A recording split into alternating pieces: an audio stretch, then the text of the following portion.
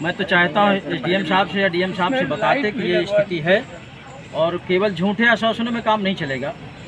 भाई ये जनता है, जैसे हम किसी के झूठे धोखे में फंस गए, पैसा चला गया, उसी तरह उसी तर्ज पर अब हमको धोखा ना दिया जाए तो ज़्यादा बेहतर होगा।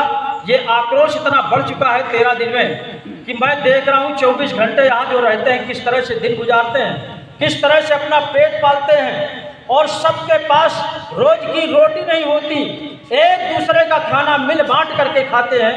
ये परिस्थितियां हैं, तब भी सरकार को कुछ नज़र नहीं आता। जो कर सकते हैं वो भी नहीं कर पाते हैं, केवल हवा में तीर चला के चले जाते हैं और बस 9-2-11 काम खत्म। लास्ट में होगा क्या?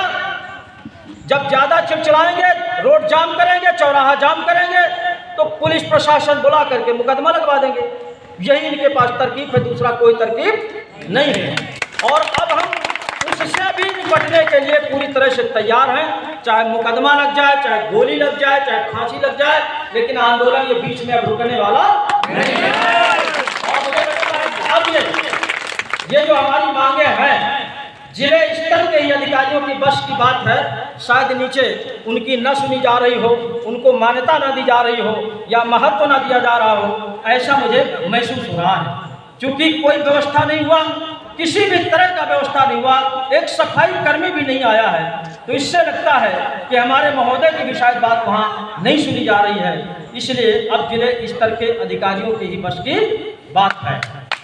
और हमारे कल सांसद महोदय भी आए थे, वो तो बेचारे ऐसा कह रहा था कि सभी लोग ऐसा कह रहे थे, जनता ही कह रही थी कि ऐसा उनका चेहरा था, लगता था कहीं से बहुत दौड़ते हुए आए हैं, बड़ी मुसीबत में आए हैं, ऐसा उनका चेहरा था।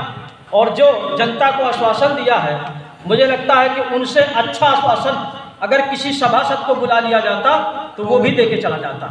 लेकिन जिले के मुखिया हैं, नए सांसद हैं, जनता को तमाम वादे करके, तमाम लुभावने वादे करके जनता को जीत करके और पहुंचते कहाँ हैं? जहां इनको चांदी का मुकुट मिलता है, जहां इनको सोने का मुकुट मिलता है, जहां मोहन पेड़ा मिलता है, वहां पहुंचने में देर नहीं लगती। इन गरीबों के पास बेचारों के क्या है? सम्मान के अलावा क्या है? कुछ भी नहीं है। सम्मान के भूखे नेता नहीं होते, मुझे लगता है वो मुकुट और तमाम ऐसे लोभी प्रवृत्ति उनके अंदर पैदा हो जाती है, तो निश्चित रूप से अपने ही वोटर की उपेक्षा करना शुरू कर देते हैं। ये कल वो अपने मुखार बिंदों से ही कह के गए थे कि मेरा कार्यक्रम दूसरी जगह लगा था, मजबूरी में आना पड़ा, 2-3 फोन पहुंच गए तो मैं चला आया, टाइम मेरे पास नहीं है। यानी पीड़ितों के लिए टाइम उनके पास नहीं है। और तमाम बड़े बड़े जहाँ फोन आ गया कि यहाँ आपका इस तरह से सम्मान किया जाएगा, वहाँ देखिए फिर कैसे जाते हैं झमाझम करके कि वाह वाह वाह वाह। और यहाँ उनका पूरा वोटर बैठा, उनके लिए समय नहीं है। ये जनता को भी याद रखना है, इस बात को जनता भी ध्यान देगी।